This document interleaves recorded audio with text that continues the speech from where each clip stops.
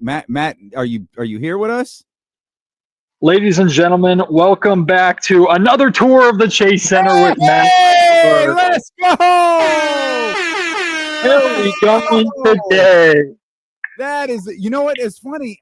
When you text me earlier, when you text me about Jesse earlier, it like I had a thought. Wait, is Matt in San Francisco? And then I thought, no, he would have told me that he couldn't do the shot. Oh, this is a great surprise. One of the greatest Matt George segments, one of the greatest show segments ever that mortified Matt George. You did not get how fun your tour of the Chase Center was. Well, I'm leaning into the bit now, but no, I was absolutely mortified. But last time, D-Lo, we went that way. That's where we went last time. Yep. We're going this way this time. We're going towards like where the broadcast booths are and the Thrive City entrance. So we'll see what we can find. But hello, how are you? Well, terrific. If you hit the dead end in the Golden One Center because for some reason they decided you can't walk anymore here in this arena, can you show everybody? Because I think some people think I'm making it up. It's amazing. I would be happy to. Let's see. It's just the dead end. Let's see where I'm ending up. Let's see. Look at Matt is at the Chase Center, just walking through hallways. It's probably carpeted. There's probably like pictures like you'd see at your grandma's house on the wall. So, well, what I tell you? Close. What did I tell you?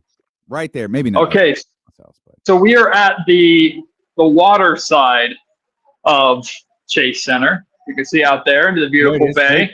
Yep, very nice, very nice. Bay. There's a bunch of tables down here for some kind of event going on.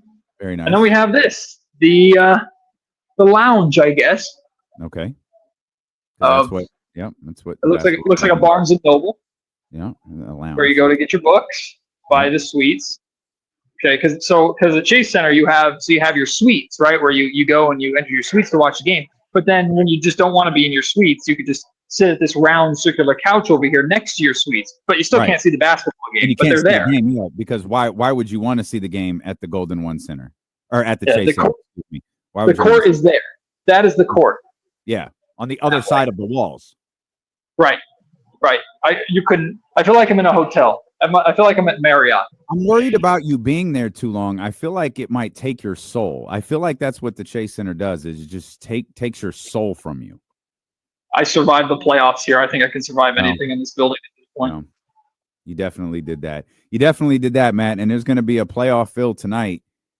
I caught the podcast this morning. I think you believe, like the rest of us believe, this is a massive game for Sacramento tonight. Damian, before I answer that question, congratulations. We have hit the dead end. I told you. We have hit the dead end with authorized personnel only.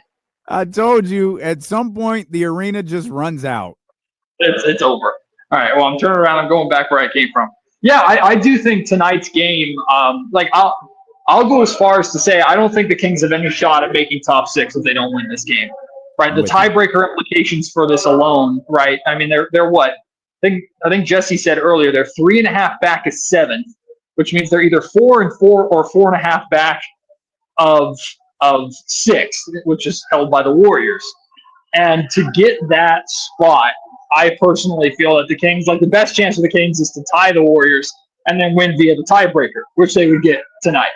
So winning this game not only brings them a step closer to 8th, 7th, and 6th, but it gives them that tiebreaker just in case they're able to chase the Warriors down in these final 18 games. So if they lose this game, I think the 6th seed and avoiding the play-in altogether, like we can put that to bed. I'm 100% with you in that thought, but I do, if we dumbed it down just a little bit and focus, because there is a games played component to the games back component. And if you look at Sacramento right now, who is sitting at 31 losses, you have the Los Angeles Clippers, who are at 30, the Minnesota Timberwolves, who are at 29, and the Golden State Warriors, who are at 28. If you can pull the Golden State Warriors back to 29 losses tonight while you stay at 31, that makes it a little bit more digestible. Like it makes it a little bit more probable. I'm with you. Once you get you move to 32 losses there at 28. You're not catching the Golden State Warriors the way that they're playing. And now I think a big concern is the Timberwolves won last night. The Clippers won last night. The Timberwolves keep winning, but the Timberwolves won last night. The Clippers won last night. Even if the thought isn't the 6, keep pace with the 7 and 8. Yeah, one of the things that the way I thought or the way I approached it was like don't rely on somebody else, because the Kings are already being proven just by everything you laid out there that no one's going to help them, right? They got to get it themselves. They got to basically, I think Kenny said it better a couple of days ago, like you got to win to get in, essentially. Like you got to win your way there. So I feel pretty confident in saying that the Sacramento Kings are a playing team. Like I don't see them dropping below 9th where they're at right now. But to climb into that 7th or 8th spot, which is significantly better, they need to win games like this, especially with the tough games coming up inside the Golden One Center with the Cavs and Boston and OKC that we've talked about till we're blue in the face. But even with the Warriors surging the way they're surging, believe it or not, like in this stretch, this is one of the more gettable games that you have. A road game against Golden State, a place that I know it was different circumstances. Zach LaVine wasn't on the team. Jonas Valanciunas wasn't on the team, but De'Aaron Fox was out. The Kings came into this building earlier this season and absolutely destroyed the Warriors. And you best believe the Warriors remember that too. So I don't expect it to be as easy of a game for the Sacramento Kings, but I would expect that if the Kings drop this game, I think they know pretty comfortably that the goal should honestly be 8. I just feel like you can't really look beyond 8 if you lose this game here tonight. For the radio audience, Matt George is live at the Chase Center for the Kings and Warriors tonight. Matt, you pointed out that Kings-Warriors game earlier in the season, it was not that long ago that the Warriors walked into the Golden One Center and beat the hell out of the Sacramento Kings so bad, Doug said, we need to talk. And Kings have been 5-2 since then. And unfortunately, like we're feeling a little rough about this team because they got beat up by the New York Knicks the other night, and that brutal loss in Los Angeles the night before with Kawhi Leonard's shot rolling in at the buzzer. But in the overhead view of this is a team that is 5-2, and it was a catalyst. The last time they played the Warriors was a catalyst to something that has seemed to gel this group together a little bit. Now I got thrown for a bit of a loop because 2 games into that, Domantas Sabonis gets hurt and he exits. And I think we're all of the belief and understanding he'll be back tonight. Yeah, and hopefully we will get an update on that. Doug might play that card close to the chest until just before tip-off. I imagine he's going to be like a game-time decision. But all signs point to Sabonis will be returning tonight. So fingers crossed for that.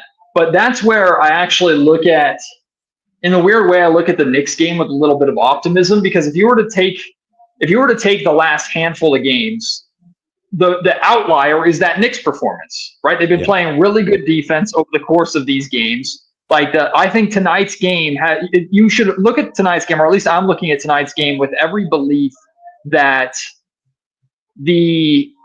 this Warriors game is going to go very similar to the way the Clippers and Nuggets games went. Now, I'm hoping there's a win at the end of it, not just a close, painful loss. But there's no reason to believe that the Kings can't play the Warriors as hard and as well as they played both Denver and LAC. Unfortunately, they were just unable to close out the deal. And that's where I'm a little more concerned, right? Because if the Kings fight hard and bounce back from that Knicks performance, which I expect them to do so, have a close game down the stretch and lose again, that's where I'm starting to have those feelings again of that this is who this team is. They'll put up a fight, they'll be competitive, but in the end, they'll just end up falling just short. So hopefully the Kings avoid that. But I'm not thinking about that Knicks performance in terms of, that's what this team is, and that's what we're going to see tonight. I think that's the outlier. In some ways, I think you can crumple that up into a ball and throw it away. I think you're right. I certainly hope you're right. Certainly in the most recent games, that absolutely has been, as you just pointed out right there. Is there a scenario because they beat Houston? I think the other one was it was Utah. They beat Charlotte. They beat Utah. They beat those 2 bad teams immediately in the aftermath of that Golden State Warriors game. They came out and beat Houston there, and that's where Domantas Sabonis gets hurt. We've seen Zach LaVine play really well. We've seen your boy Keegan Murray play really well. Is there any potentially negative impact on Domantas Sabonis's return to the lineup, given the fact that he really is the facilitator, the orchestrator of everything, and we've seen the offense kind of conduct itself a little bit differently with, as they've had to, an adjustment, a necessary adjustment, but we've seen them, adapt a little bit without Domas out there. Do you think there's a potential negative impact? I think the defensive impact will be negative, but it doesn't have to be plummet or catastrophic, right? Because you're playing good defense with two not necessarily good defenders in your lineup already with Zach LaVine and DeMar DeRozan. They figured enough out to be able to play effective defense with those guys still playing heavy minutes on the floor. So Domantas Sabonis is not such a negative defender that he's going to come back and things are going to plummet. But things will look different than Jonas Valanciunas getting 35 minutes a night. I mean, I know the Knicks game it was a blowout, so we didn't really see the full minutes, but Keon Ellis only played 18 minutes in that game, in the first game that Malik Monk returned. So less of Keon Ellis, less of Jonas Valanciunas on the floor. There's going to be a negative impact for the defense. However, the last two games, D-Lo, the Kings haven't scored 30 points in a quarter. Like, that's very unusual for this team to have 2 games in a row where they didn't score more than, I think, like 28 or 29 points just in one of them. Like in the LA Clippers game that they nearly won and arguably should have won, I think the most they scored in a quarter was 26. So I'm looking at that, and my reaction to that is, yes, it's fair to be concerned or to even believe, like I do, that there will be a defensive drop-off with Malik and Sabonis coming back and taking the 35-plus minutes a night that you expect them to have as starters. But the offensive boost that they bring is more than capable of making up for some of that defensive drop-off. As good as the Kings have been holding teams to in the mid to low 100s, they've only been scoring like 110 themselves. Yeah. So can you get back to scoring 120 but hold teams to that 110, 115 range? That's where I think you can be optimistic about the return of Domantas Sabonis. Sabonis returning is never, ever a bad thing. You'll just see it look different. I'm with you. The offensive production that you just laid out there, and I didn't notice that at all. I mean, sure, you look at like the overall, so I didn't really notice that about the quarter scoring. Do you think that's a direct result of Domantas Sabonis being out? Sabonis and Malik Monk, and I don't think it's a coincidence. Now, Monk was the most rested, right, the other night, so I don't think it's a coincidence at all that Malik came in, and I think he led the Kings in scoring with 21 or 22 points or something like that. But as good as Keon Ellis has been shooting the basketball, he's not a shot creator. I mean, Zach LaVine and DeMar DeRozan have relied on a lot of ISO heavy scoring because you can run pick and rolls and things like that through Jonas Valanciunas, but it's not the same as the three-headed monster that Domantas Sabonis is, where he can pull up and shoot. You can run the DHOs through him. You can run pick and rolls through him, pick and pops with him. Like, it just opens up the offensive opportunity. Of course, here comes the dance team now.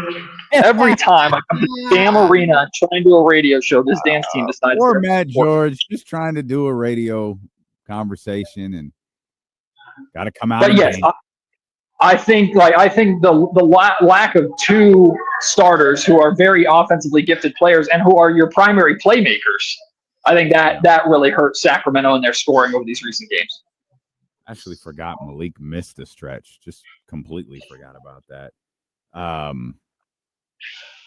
We know Jake LaRavia is back in the lineup as well. I don't say that tongue in cheek. I mean, you need bodies out there, and he's been really good. Do you think with the way that Valanciunas has played really since the very beginning of that Rockets game, that there might be a little bit more of a need or a desire to make sure he gets a healthy dose of minutes, be it to help out Domantas Sabonis or potentially play alongside Domantas Sabonis?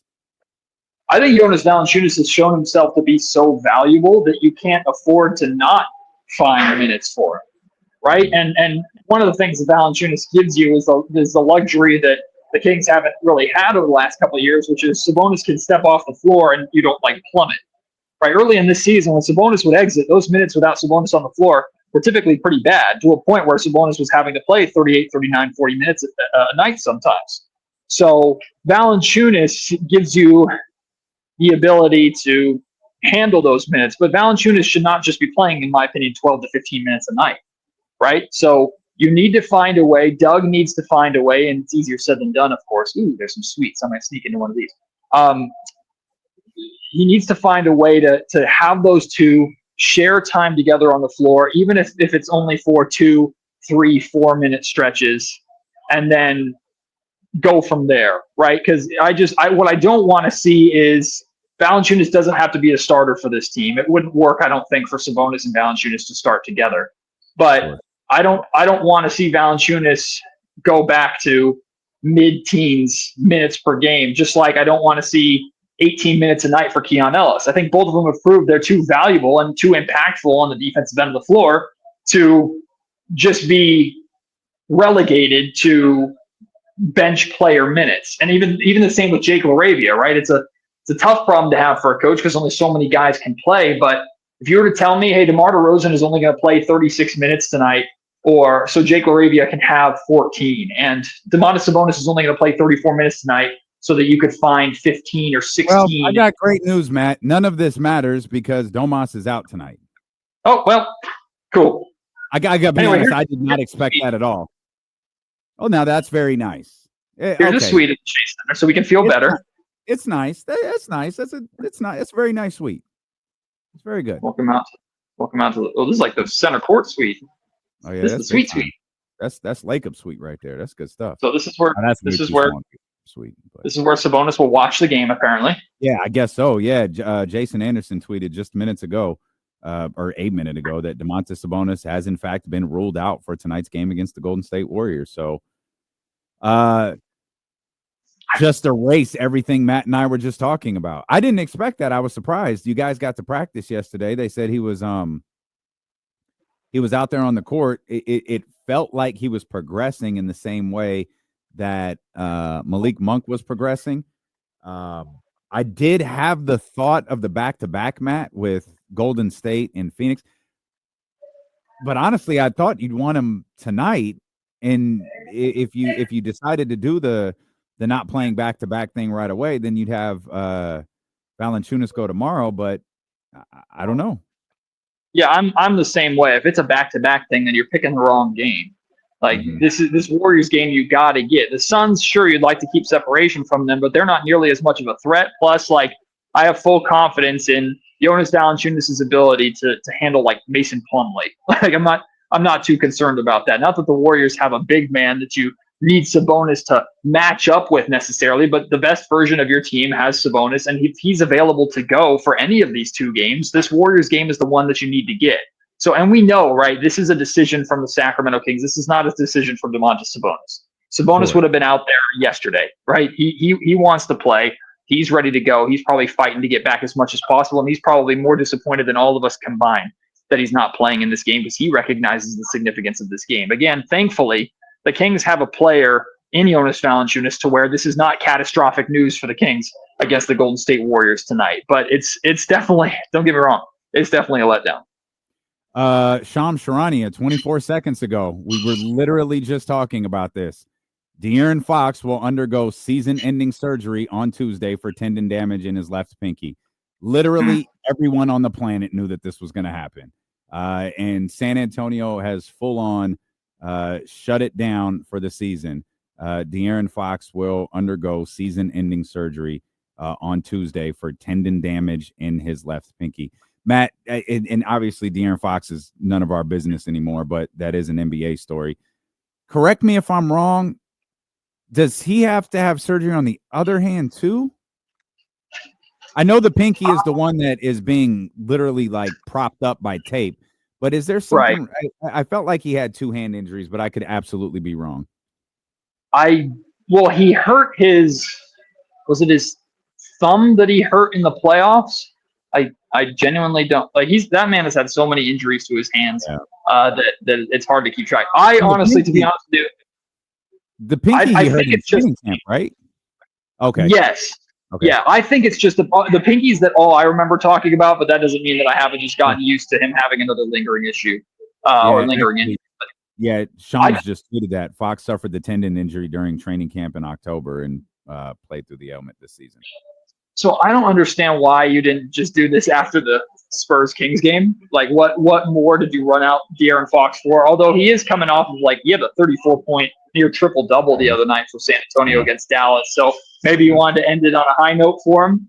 And I know he shared with us after the Kings Spurs game that he was going to go to, when he went down to LA, he was going to see a specialist. He had kind of a throwaway line in there that caught my attention. He was like, yeah, they might even do the surgery right then and there. I'm like, huh?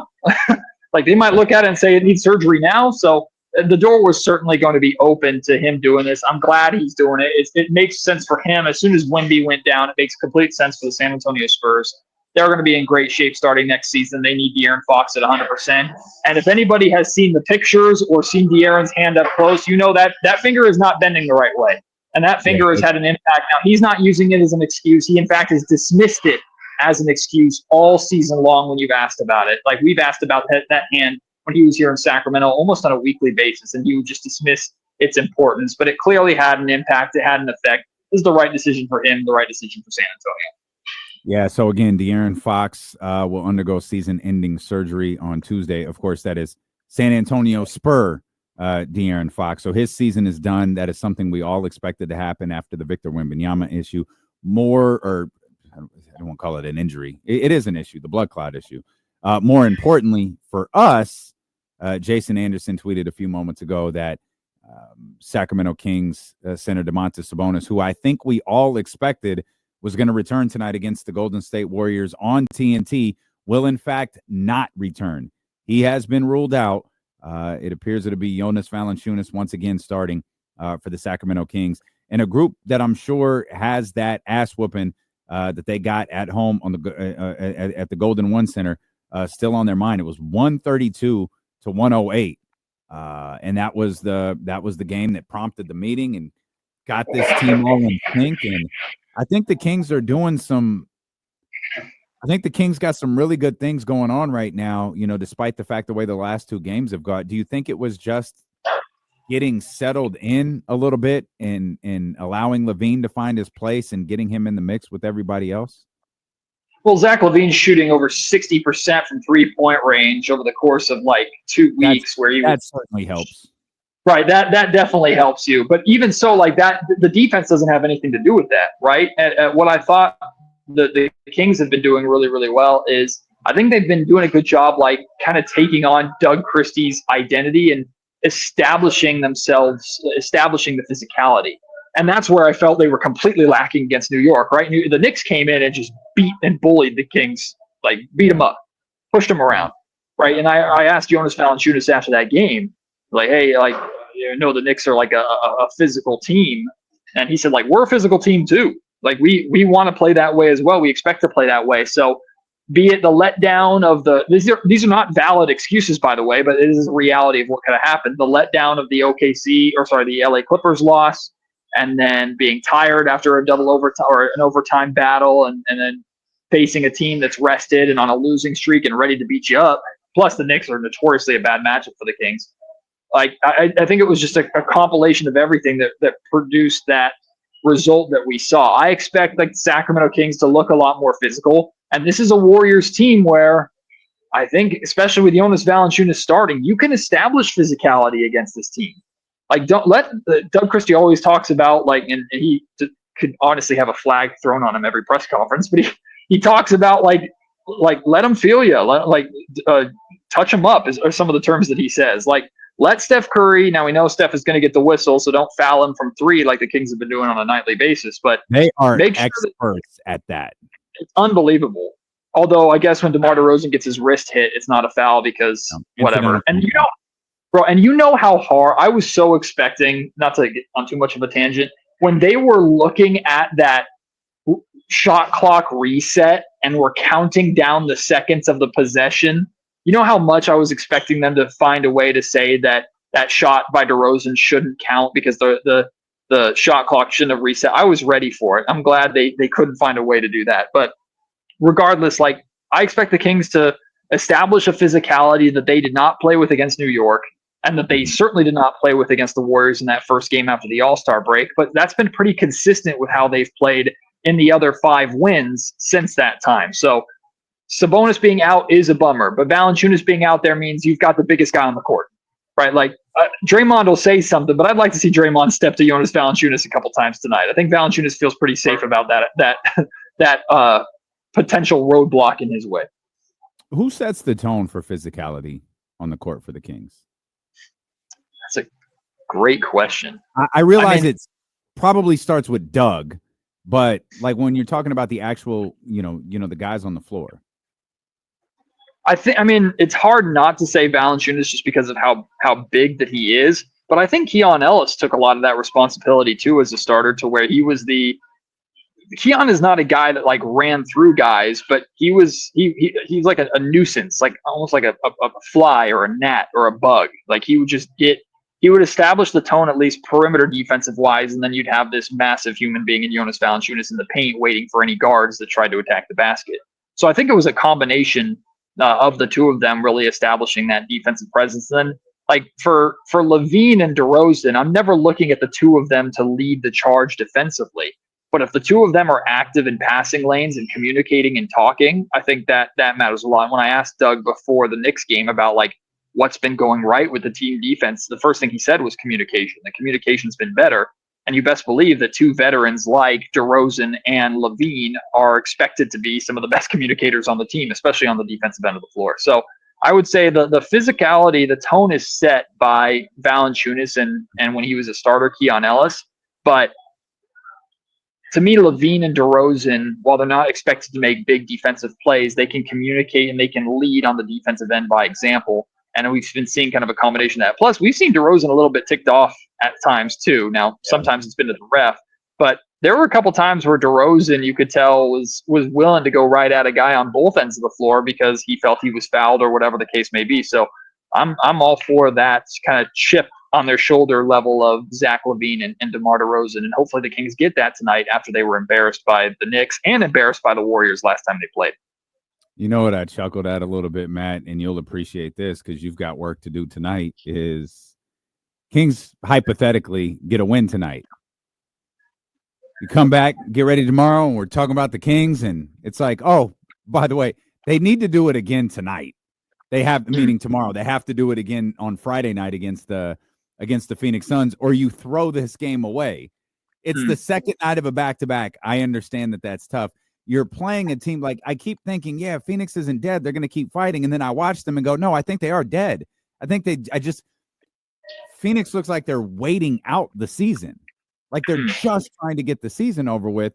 And while I don't believe it'd be great if the Kings won every game that they played moving forward, I think you can get selective with your losses and you don't want it to be the one against Phoenix tomorrow. I mean, Chris Biederman shared the record, and I'm trying to do this off of memory, so I may get it wrong, but I think he shared that this season the Kings are 12-21 against teams above 500, and then there's something like 22 or 21-10 or something like that against teams below 500. And now, of course, that takes it a full context of the whole season, not Doug Christie, because I think the Kings have a winning record under Doug Christie against above 500 teams. So there's the Doug Christie kind of aspect of that, but then there's the whole season aspect of that. And like, if you look at this upcoming schedule and you look at I think 11 of the next 18 games, the final 18 games, 11 of them are against above 500 teams.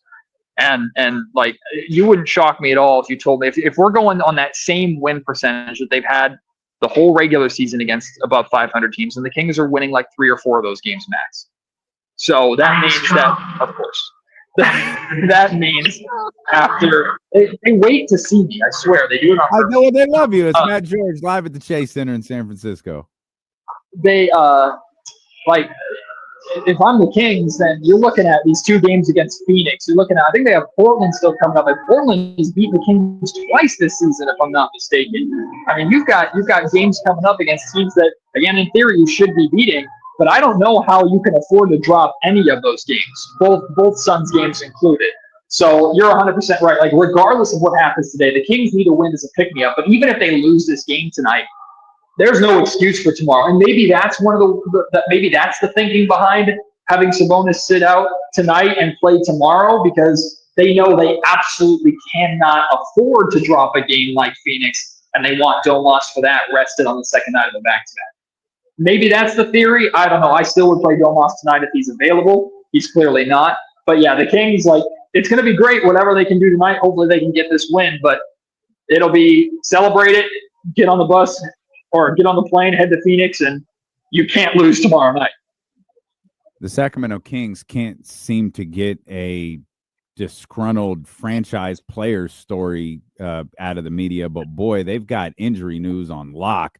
We have no clue if Domas is still injured, if this is a strategic thing where, like Matt just said, maybe they're holding him out till tomorrow. Maybe he, after the practice yesterday, maybe he didn't feel good. Maybe it was just like maybe it was as simple as it's not ready yet.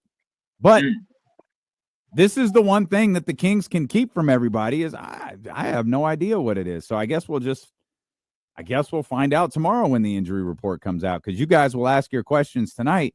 No one's going to answer them, and we'll see what happens tomorrow.